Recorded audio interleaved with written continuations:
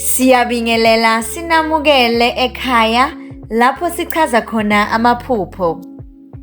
Namuhla sizobheka izincazelo ngokuphupha ubhaka amakhekhe. Ukuphupha leli phupho kungabonisa ukuthi ulungiselela okuthile okubalulekile empilweni yakho. Lokhu kungaba izinhlelo zokufisa amaphupho akho, ukulungiselela izinguquko ezinkulu empilweni yakho njengothando, umsebenzi noma impilo yomndeni wakho.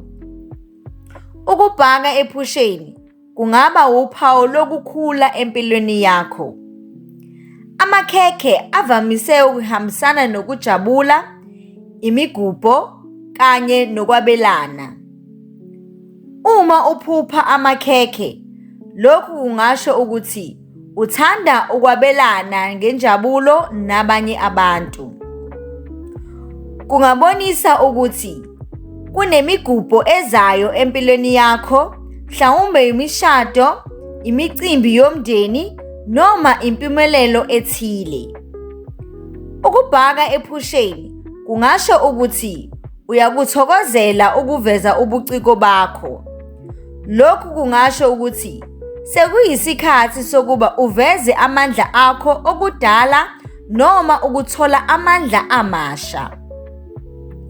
Ukuphupha leli phupho kungaba uphawu lokuthi ufuna ukufinyelela ezifisweni zakho noma ukuphumelela ezinhlelweni zakho.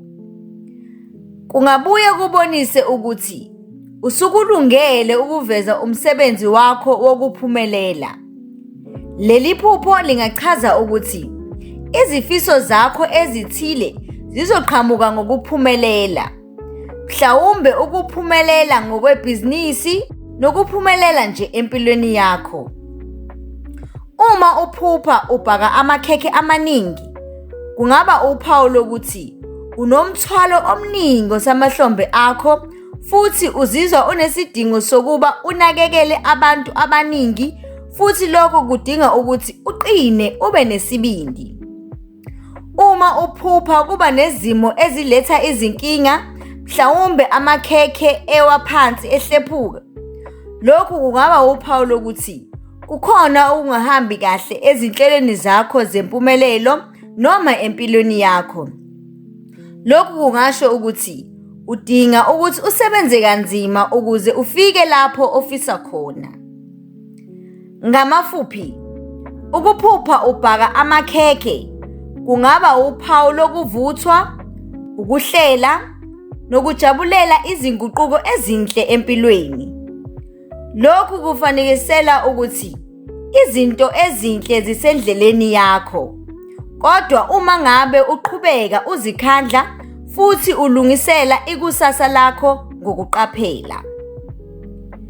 Siyabonga, nisale kahle.